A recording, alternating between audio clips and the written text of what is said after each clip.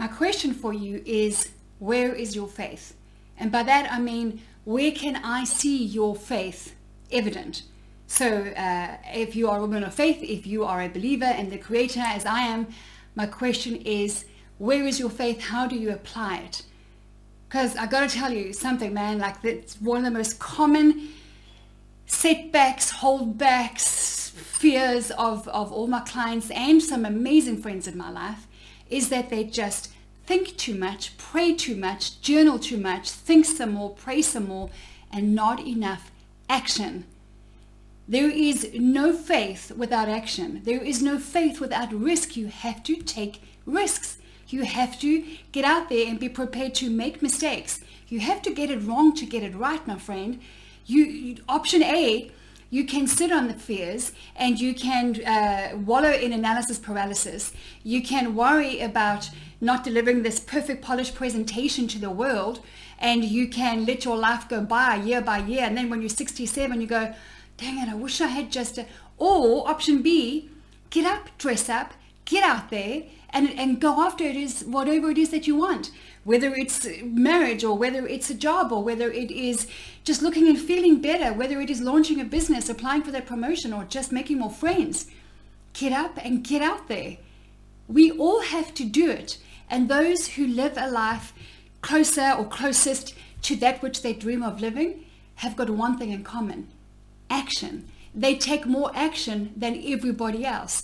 They train more, they practice more. And I'm not just talking about the athletes, but although sports is a wonderful analogy for that, they're up first, they're applying for jobs, they're following up with a phone call, they're not just applying for 8 jobs and then waiting for the office to call them back. That's just arrogance and ignorance, and that is just, what is that?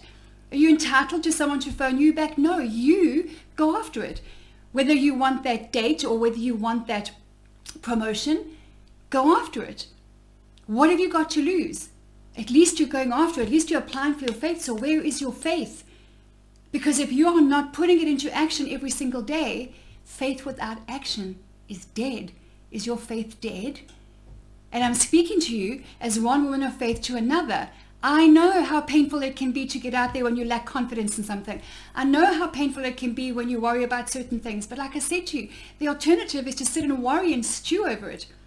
And you know, there's a saying that says, worrying about something doesn't change anything. That's not true. That's not true. I learned this from Dr. Caroline Leaf, neuroscientist based in Dallas, Texas, years and years ago. Worrying about something does change it, because what you think matters, because your thoughts are actual matter. They're actual thoughts that become memories encapsulated in dendrites, which form a memory, and that takes hold and that takes root.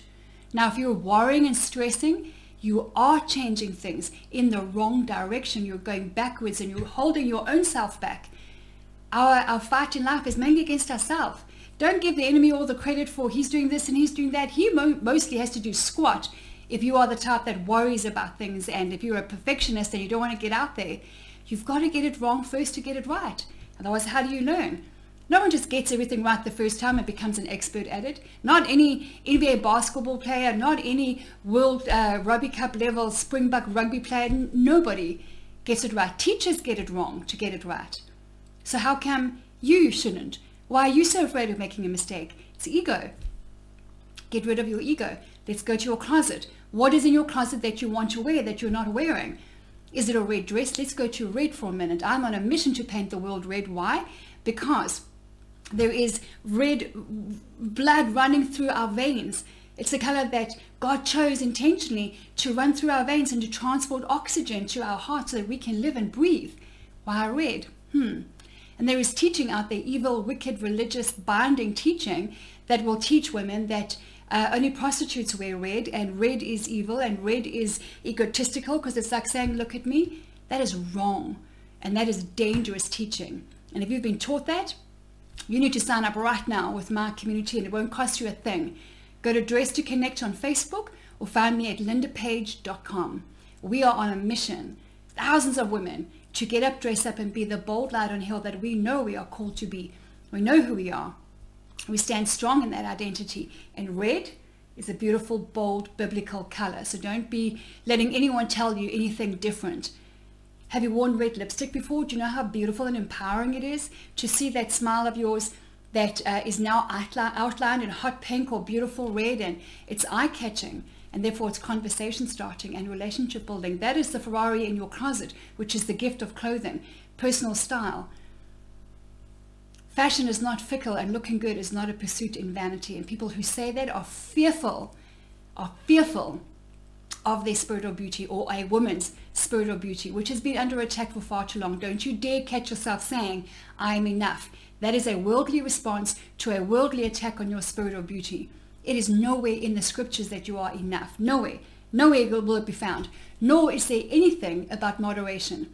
Look at the ISR, the first translation to English, because things can get lost in translation, as you know. Nowhere does it talk about moderation. It talks about excellence. It talks about diligence. It talks about self-discipline, which is a very different thing. Self-discipline, some people will try and say, oh, but self-control is the same as moderation. No, it's not. Not by a long shot. We're not going to get into too much of the detail, but let me ask you a question. Do you think that athletes have to have self-discipline when it comes to achieving what they want to achieve in their lives? Of course they do. But are they extremists? Because moderation is avoiding extreme. Listen to this now. Moderation is avoiding anything extreme. Professional athletes are obsessed with winning, obsessed with their careers, obsessed with excellence. They're not moderate at all. At all. So moderation is not the same thing as self-control at all. The scriptures talk about excellence, about passion, about never be lacking in zeal, about arising and shining and being a bold light on a hill and let your light shine. That doesn't sound moderate and dimmed to a neutral 5 out of 10 in my ears.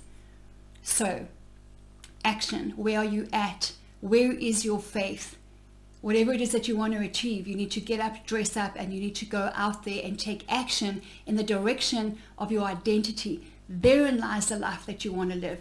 Therein lies the man that you may want to meet. Therein lies the friend that you've been praying for. Therein lies the promotion, the opportunity, the business that you may even not even have thought about launching it, but sits inside deep down in your heart that you've nicely compartmentalized down there because it's too risky right now. You are risking your life if you're not taking action, going after the things that you want. What you're literally doing is gambling. You're playing at the, whatever they call gambling, poker, whatever it is, Russian roulette, or clearly I don't gamble. I don't think I'd be very good because I don't have much of a poker face. So what you see is what you get, and what I feel inside comes on the outside.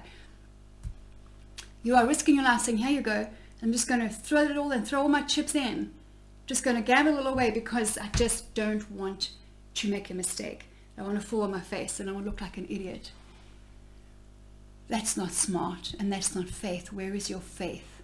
Go to www.lindapage.com if you want to join a band of women who are getting up, dressing up, and being a bold light on a hill, meeting new people, saying goodbye to the loneliness, the tears, and the fears, and putting action behind their faith and having fun with fashion at the same time.